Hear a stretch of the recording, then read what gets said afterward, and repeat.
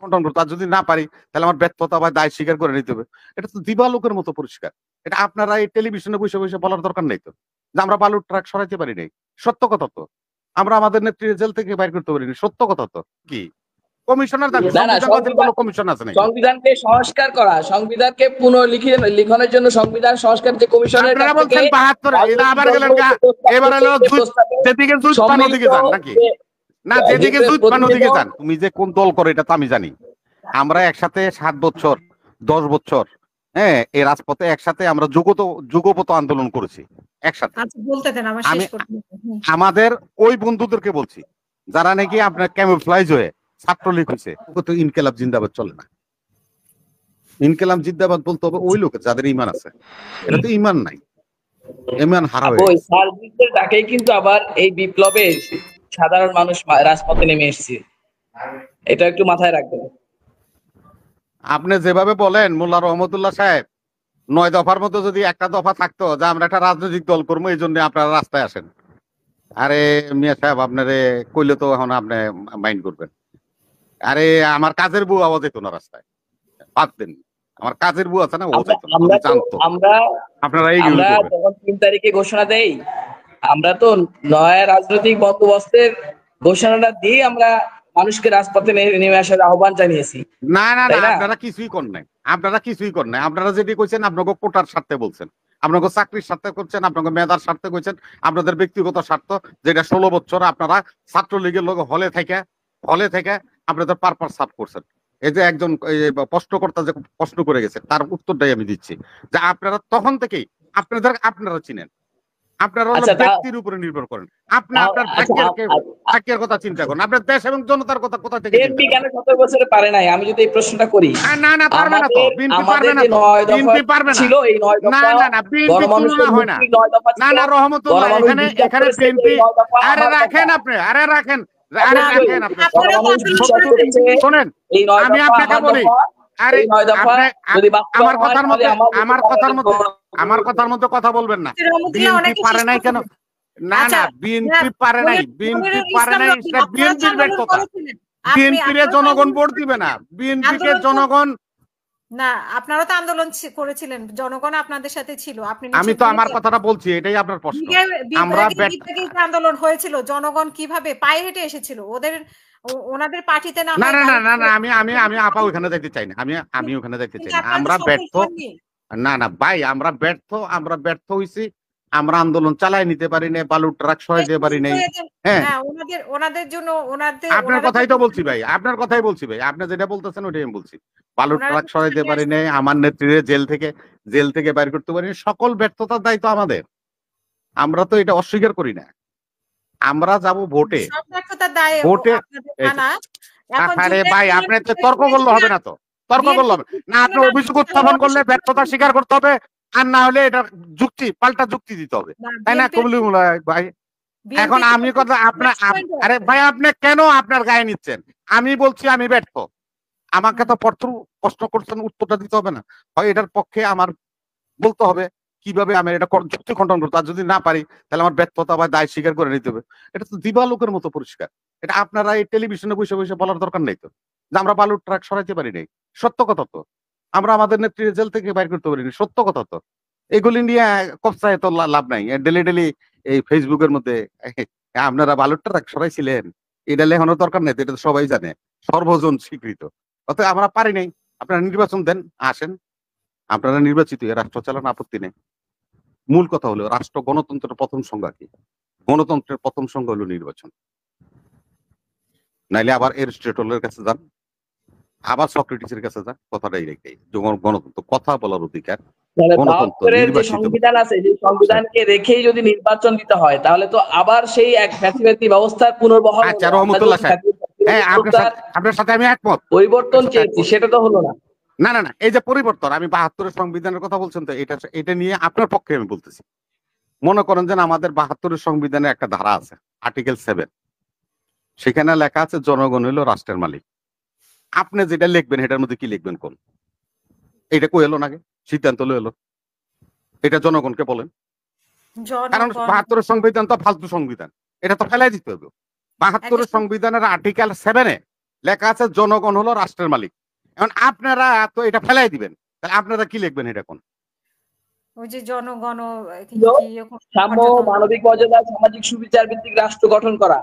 আবার গেলেন সামাজিক সুবিচার। সেটা তো অন্য জিনিস, সেটা তো হলো, এটা হলো সেই জায়গায় যখন আমি বলছি আর্টিকেল, আমি তো একটা পার্টিকুলার আর্টিকেল বলছি। আরে ভাই আমি পার্টিকুলার একটা আইটেমে বলছি, একটা পার্টিকুলার কথা বলছি আমি। এই যে যেটা আপনি বলেন, এই যে আপনি সেটা কোন,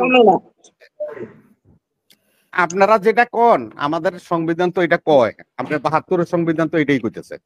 ৭২ সংবিধানে যদি অন্যটা কইতো তাইলে আপনাগুলোকে আমরা সুর মিলাইতাম এবং মানুষের লোকের ঝগড়াঝাটি করতাম। সংবিধান সংস্কার কমিশন বলে দিবে যে কি হবে। না, সংবিধান সংবিধানে তো এটা আছেই আর্টিকেল।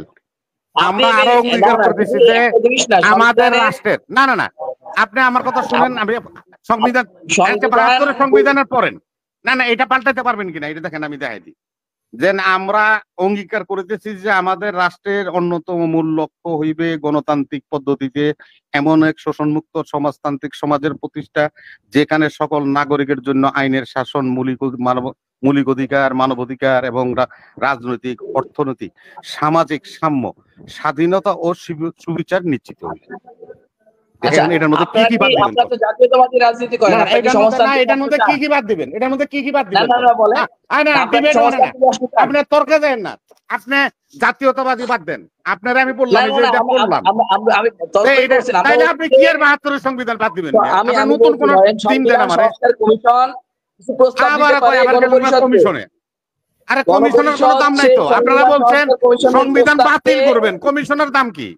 কমিশনের দাম সংবিধান বাতিল করলে কমিশন আছে নাকি? সংবিধানকে সংস্কার করা, সংবিধানকে পুনর্লিখনের জন্য সংবিধান সংস্কার যে কমিশনের, আপনারা বলছেন ৭২, এটা আবার গেলেন এবার হলো যেদিকে জুত পান ওদিকে যান নাকি? না, যেদিকে জুত পান ওদিকে যান। সংস্কারের কথা এখন না, আমরা সংস্কারের কথা আবার কইলেন। ৭২-এর সংবিধান বাদ করে একটা সংবিধান লেখার লাগা একটা গণপরিষদ বানাই দেব। রিয়াজ সংস্কার পরিষদ কেন বানাইছিলেন? কেন বানাইছিলেন? আপনি বলছেন যে বাতিল, আপনারা বলছেন বাতিল, এখন আবার বলতেছেন সংস্কার। মানে আবার সংস্কার থাকে নাকি তখন? তাহলে কেন এই ৬ মাস সংস্কারের নামে কালাক্ষেপণ করা হলো? প্রথম দিন থেকে করা উচিত ছিল। ওনাকে শেষ করতে দেন, আমি আপনাকে শুনতেছি। রবি ভাই ১ মিনিটে শেষ করবেন প্লিজ। না, ১ মিনিটে আমি শেষ করতে পারবো না। ১১৮ সংবিধানের 118 118 ধারা আর্টিকেল, সেটা হলো নির্বাচন বিষয়। এই যে নাজমুল ভাই আছে মাথা নাচ্ছে, ১১৮ নির্বাচন, ১১৮ থেকে ১২৬ 118 থেকে 126 আর্টিকেল হলো নির্বাচনের বিষয় লেখা আছে। হ্যাঁ, তা এখন আমি বলি, যদি ওনারা সংবিধানটা ফেলে দেয় তাহলে আমাদের এখানে কি আছে? আর্টিকেল ১১৮-তে একজন প্রধান নির্বাচন কমিশনার মনোনীত হবে বা নির্বাচিত হবে। কথা তো এটাই। আবার কথা আছে যে তার অধীনে ৩ জন বা ৪ জন বা ততোধিক কমিশনার নিয়োগ হতে পারে। ১১৮। আচ্ছা, এখন আপনারা যে নতুন সংবিধান করবেন এই নির্বাচন কমিশনের, সেটা দ্বারা কি দিবেন, কি লিখবেন? কোন আমাকে বুঝা যে এইটা লিখবো। এখন টকশোতে নির্ধারণ করবে না, ও তো টকশোতে বসে নির্ধারণ করবে না। টকশো না, আপনাকে নির্ধারণ করতে হবে তো যে আপনি সংবিধানই ফেলে দেন। আরে ভাই, আপনি যদি এই সংবিধানই ফেলায় দেন তাইলে আপনাকে তো ডিসাইড করতে হবে যে আমরা এই সংবিধানের, তাহলে কে ডিসাইড করবে? ডিসাইড তো ওনারাই করতেছে। আরে ওনারা টকশোতে বসে যেটা কয় সেটাই হয়। আচ্ছা, আমরা শুনি রহমতুল্লাহ থেকে, আপনি শেষ করেন, আমি রহমতুল্লাহ থেকে শুনি ওরা কি করবে। আমরা চাই ওনারা সংবিধান ৭২-এর সংবিধান এটা সঠিক সংবিধান নয়। এই সংবিধানের কারণে রাষ্ট্রের ৫৩ বছরের অনাচার, অত্যাচার, নির্যাতন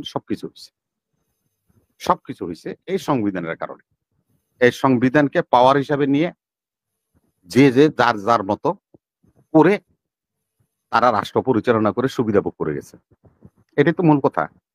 আমি এখন ধরে নিলাম যে ৭২-এর সংবিধানটা বাদ দিয়ে আমরা একটা নতুন সংবিধান করলাম। ক্ষমতায় আসলেন রহমতুল্লাহ। এখন রহমতুল্লাহ এই মুহূর্তে একটা দুর্ঘটনা ঘটে গেছে রাষ্ট্রের, যার কারণে সংবিধানে একটা আর্টিকেল পরিবর্তন করে বা নতুন লিখতে হবে, সংসদে যেতে হবে, গেজেট প্রকাশ করে এটা করবে। তাহলে তো উনিও এটা করতে পারবে। উনি কি লিখে দিতে পারবে সংবিধান? উনি এটার মধ্যে লেখা আছে পরিবর্তন পরিমার্জন করা যাবে সংবিধানের লাস্ট ১৫৩-তে। সেখানে যদি আপনি বলেন এই যে সংবিধান, শেষ আপনার সংবিধানে কি লিখবেন যে অনেক পরিবর্তন পরিমার্জন কিছুই করা যাবে না, মানে এই সুযোগ থাকলেই তো মনে করেন যে সরকার হইব সেই একটা অপরাধ, একটা আইন তৈরি করবো, করে সেই অপরাধ করবো। অসংখ্য ধন্যবাদ। তা আপনার এটা থাকবে না তো, এটা না থাকলে আপনার সংবিধান চলবে, রাষ্ট্র চলবে। যে হঠাৎ করে তুফান হইলো, জ্বর হইলো, কোভিড হইলো, তখন আপনার ইমার্জেন্সি একটা আইন তৈরি করতে হবে। তাইলে তো আপনি পরিমার্জন এটা তো বাদে দিয়ে দিলেন, ৭২ সংবিধান শেষ। আপনার গোটা তো এগুলি করতে পারবেন না। তো তখন রাষ্ট্রের কি অবস্থা হবে? মানুষ কি রোগাক্রান্ত মানুষ লক্ষ লক্ষ মানুষ মরে যাবে? এই জন্যই বলছি যে ডিসাইড করতে হলে গোল টেবিল করতে হবে, সমাজের সর্বস্তরের জনগণকে এখানে আনতে হবে। যে কোনো পরিষদের কথা তারা বলছে, হ্যাঁ সংবিধান বিশেষজ্ঞ যারা, তাদেরকে দিয়ে দরকার হলে একটা পরিষদ করেন, এই সুযোগ আছে, করে সংবিধান সংশোধন করেন। তাইলে সংবিধান আপনারা না ভাই ৭২ সংবিধান আপনি মানেন না, ফেলে দিবেন। তাইলে কেন আপনার সংস্কার কমিশন করলেন? ৬ মাস পর্যন্ত সে এই যে লেহালেহি করলো কি জন্য? এই সুযোগটা এই ৬ মাস কেন আমরা ওয়েস্টেজ করলেন, কেন নষ্ট করলেন বল? জাতির কাছে এগুলি প্রশ্ন দাঁড়াবে না? আপনারা এই যে প্রিভিয়াস যে ফুটবল খেলা হয়েছে আমাদের বিশ্বকাপ ফুটবল সকার, সেটা আপনারা দেখছেন না? আর্জেন্টিনা বিজয়ী হয়েছে, চ্যাম্পিয়ন হয়েছে, কাপ পাইছে, মেসি বিশ্ব সেরা খেলোয়াড় হয়েছে তো। আপনারা একটু পিছনে দেখেন, যখন সেমিফাইনাল খেলা হচ্ছে আর্জেন্টিনার সাথে, তখন জার্মানির সাথে শুট আউট হয়েছিল, পেনাল্টি শুট আউট। তার মানে হলো খেলে কোনো দল জিতে নাই, তখন পেনাল্টি শুট আউট হয়েছিল। একজন মার্টিনেস ৩টা বল সেভ করে দিয়েছিল। মার্টিনেস 3টা বল সেভ করতে পারছিল বলে সেমিফাইনালে বিজয়ী হইয়া আর্জেন্টিনা ফাইনালে গেছিল। ফাইনালে যেতে পেরেছিল বলেই মেসি গোল করে আর্জেন্টিনার একটা বিশ্বকাপ দিতে পারছিল। তো ওই মার্টিনেসদের কোনো দাম নাই, এখন মেসি সবকিছু। 17টা বছর তারা লড়াই সংগ্রাম চালিয়েছে, আমরাও চালিয়েছি। আমরাও 7 বছর এই ফাইটিং এ তাদের অংশ হিসেবে আমরা ছিলাম। হ্যাঁ ছিলেন, বিশ্বযুদ্ধে মারার সময় আপনারা ছিলেন। আমি ছাত্র অধিকার পরিষদের দায়িত্বে ছিলাম। আপনি ভুল করছেন।